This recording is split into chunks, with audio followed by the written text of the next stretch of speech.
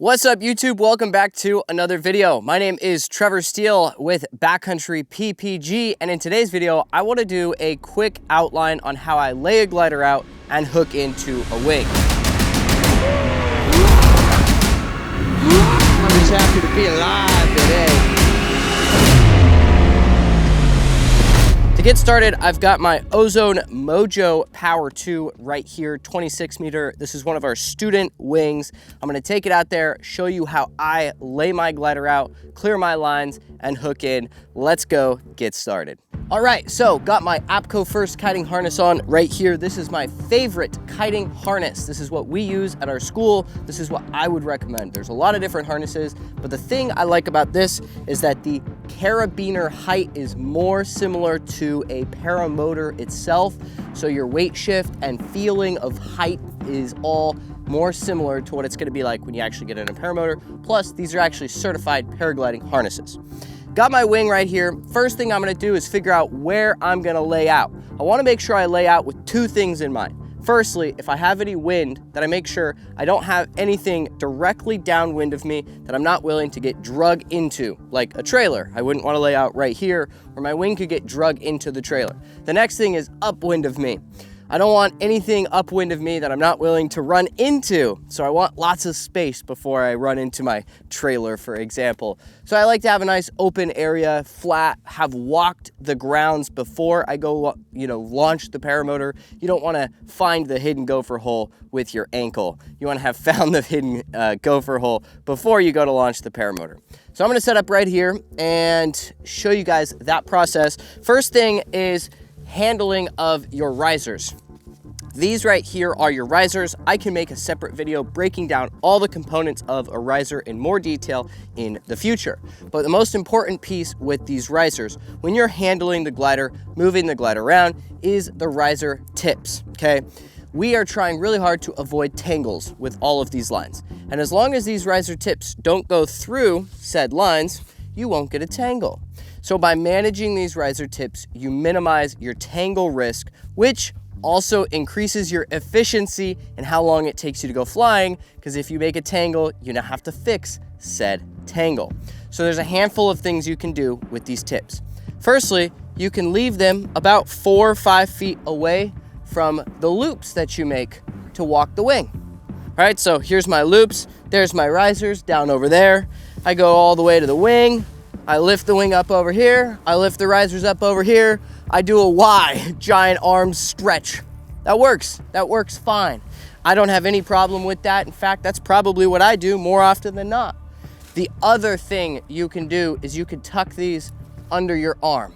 So you go under your arm, you still go 5 feet away, you make your loops just like this, and now you walk the wing. That's also a super great technique. Highly recommend that one. The last one that's not my favorite, because it's more easy to mess up and tangle, is you toss it over your shoulders. Same thing, make your loops. Only problem with this is you kind of have to hold the risers a little more firm, and you got to make the loops in a weird way. Not my favorite technique, but it does work. Now, I wouldn't hook these in because we haven't cleared our lines, so you want to leave these clear. And I wouldn't make your loops at the start of the lines, like so. Because if you do that, you can see my riser tips are right in all these lines. It's easy to make a tangle right there. So by going a good 5, 4, 3 feet away and making my loops, makes it easier on me.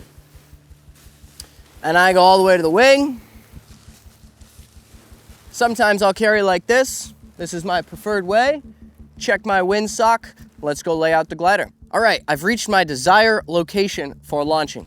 I'm gonna set the wing down with the leading edge, which has all the cell openings on the top side. Okay, so the leading edge is revealed.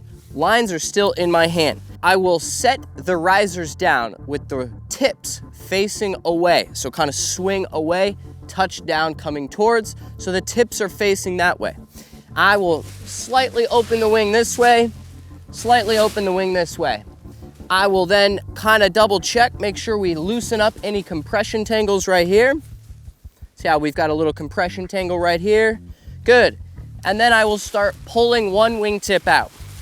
See, we've got more little compression tangles. This is fairly common when opening up a wing is just in the mess of all the lines being together, get these little compression tangles. So I'll go ahead and open all these up, right? Get to this wingtip, kind of like a bed sheet. You do one of these things, you know? Pull the wingtip out nicely. And then I like to walk my leading edge, right? So I grab the cell opening and I just kind of pull this way to open the entire glider up so I can fully see the wing. Nice, all the way to the other side. I keep walking, see how these are all still bunched up? Doesn't matter, I kind of pull this way then. All the way to the wingtip. Good. Oh, we got a little bit of wind today, boys. Nice. Now, this is a very sloppy layout. And one of the things I really wanted to talk about in today's video is that your layout either sets you up for success or failure. Now, you don't need to take it to an extreme and make it absolutely perfect. But something like this is gonna make my inflation harder or easier. In this case, this is gonna make my inflation a little bit harder. So I would probably, after opening up my lines, re-walk and open this wing up, which we will do in a moment. Wing is, for the most part, open, enough that I can easily see all my lines and clear all my lines. I'll come back to my riser tips. Now remember, I stuck those risers pretty close to the wing when I set the wing down and opened it up. That is so I didn't drag these. If I had set these all the way at line tension, way out here, and then proceeded to open the wing, I would have dragged these risers through the dirt, which just makes them look dirty. Also, it puts you at, once again, tangle risk, which we're trying to minimize. Now I will go back and I like to kind of just shake on my lines. I find that just kind of shaking them like so pops things out and shows the tangles, which it's not a tangle, it's just folded over oftentimes. Just kind of shaking will kind of expose what's going on. I'll separate the risers, focus on one of them, and clear the lines. While clearing the lines, what I'm focused on is making sure my A's are on top with nothing laying on top of them or rolled over.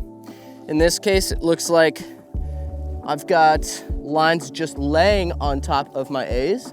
Boom, see, kind of shaking, pulling on them, kind of clears those. I wanna make sure my A's are good and clear. A is good and clear, A is good and clear. And then I like to kind of pull on my brake, make sure nothing's tangled on the brake. This riser looks clear.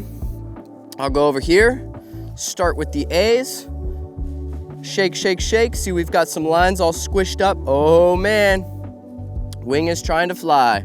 I'll go to my brakes, kind of pull on the brakes, and bouncing between my brakes and my A's, that's usually how you can quickly, consistently clear out compression tangles like that right there. Just popped itself loose. Walk my way down the B's, down the C's, to the wing, make it look all nice and pretty. Once again, check those brakes. So now I've got a riser cleared on this side, a riser cleared on this side. And I'm gonna set the risers down so I can hook in. Well, before I do that, I don't just wanna stick them right here. I like to take 2 good steps, 1, 2, towards the wing. Sometimes 3, 2.5, I won't say there's an exact number. I'll then rotate the risers so the brakes are on the inside, A's are on the outside. I'll whip the lines so they're kind of out of my way, and I will set the risers down with the tips touching my heels, brakes on the inside, A's on the outside. You'll notice, if you can see from over there, the risers are very close together. The tips are no more than 6 inches apart, and there's a nice little spot for me to stand right here. The nice thing with this particular layout of risers is that when I put said 60, 70 pound paramotor on my back, and I call it the waddle, you're waddling, but you don't have to stand here and waddle over here and get this riser, and waddle over here and get this riser. You can stand right here on the center line of the wing, grav, controls, and not only did you not have to move, which reduced time, increases efficiency, but also you don't need to try and center yourself because you set the risers down on that center line. Now this wing layout is pretty sloppy, all right? If I were my own student, I'd give myself some crap for this. So I'm gonna give her a little fluff. We will refer to helping the wing as fluffing the wing, where you come and you walk that leading edge and you just kind of help fluff the glider. Now there's one key thing we haven't discussed with wing layout that does make a bit of a difference. You can see cleaner, nice and open. I can see the underside of the glider. One of the things that makes a big difference is making the wing in more of a V shape than a straight line. So I come to the center of the glider like so, and I pull it back just like this. I now have a bit of a V shape, right? I may come over here and refluff this a little bit. I try not to get too carried away because efficiency is definitely a thing. The reason we make it a V shape is because if you make it a straight line, your wingtips want to fly first. So your wingtips are going to come up and try and kiss. It's called a horseshoe. What you really want is the center to fly first, wingtips to fly second. So you pull the center back, which allows you to get that center flying first, wingtips flying second. Now let's hook in. Double check, make sure I'm still on that center line. I am dead centered. The word I always use when students are hooking into a wing is deliberate. Every motion, every movement needs to be very deliberate. And I like to do things one at a time. I'm not trying to do two things, and I'll even slow myself down physically and move in what I call slow motion, especially if I'm nervous, haven't flown, in front of people, whatever it is, I like to go slow. So we're gonna start with my left side, then we're gonna do my right. I'm gonna take my left hand, put it out like I'm holding something, bring it down, and I'm going to grab the riser right at the riser tip, like so. Now, there are several ways to go about moving the riser into position to hook it in. My favorite is I take the A and I hit my shin with the A. Now, that puts my wrist in a weird, uncomfortable position, so I will switch the hand around like so, then bring it up and hook it in. Okay, so one more time. Right, brake is facing in, hand is in this awkward position, A is facing out, just like so, picked it up, brought it around, came up, hooked in. To know you've hooked in correctly, your carabiner should be opening inward, like it is. The trim, if you've got trims, should be facing away from you. The brake should be facing away from you. So you could kind of walk yourself down. Carabiner in, trim, brakes. That's how you know you've hooked it in correctly. Now, of course, if your carabiner's set up to open outward, it would be different. Let me go ahead and show you the other technique that we'll follow. Once again, A's facing away, brakes facing in, hand just like before. Only this time, instead of trying to hit my shin, I'm gonna check my watch. Boom. Same motion with the risers. Do a little switchy swatch. Come on up. Once again, carabiner facing inward. Trim, brake. The last way that we can discuss in today's video, not my favorite way, but is totally fine, is you actually lift the entire riser up like it's flying. A's, which are the red, are flying forward, brakes backwards. Drop it down, hook it in. No problem doing that. It's just not my preference. I like to grab and I just do a little twisty twist with my wrist and hook it straight in. Okay, let's proceed to the right side. You'll notice I'm very deliberately not moving because we set the risers down on the center line. So as long as I don't move, I'm still centered. As soon as I take a step, I'm now no longer centered, which is gonna throw off the inflation. That's important. Keep yourself where you are. Hand out, grab, rotate, up, carabiner facing in, trim, brakes. We're hooked in correctly, both sides. I can double check by lifting this A up, boom. I can double check by lifting this A up, boom. Very nice, very nice. Now I wanna get my controls. There are two main controls we use with the Paraglider, not the Paramotor, the Paraglider. The first is your brakes, which go to the trailing edge of the glider, the backside of the glider we use to turn, steer, and control it. And the A's, which are often red or blue, that go to the leading edge of the glider that we use to inflate the glider. So I will first grab my brakes one side at a time. Once again, deliberate movements. Start at carabiner, make sure the carabiner is facing in, down to trim, down to brakes. Once I pop the brakes off, I like to pull them forward and double check I don't have any twists on the brake pulley. As I'm passing the trim, I like to make sure my trim buckle is set correctly. Carabiner closed, trim buckle, brake, check. To the other side, carabiner closed, trim buckle set correctly, brake, pulley.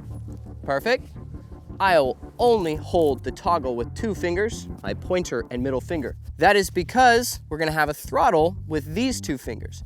So toggle, throttle. Very nice. I will then come around the backside of the riser, and you'll notice my A's, the red, are touching my shin right here and here.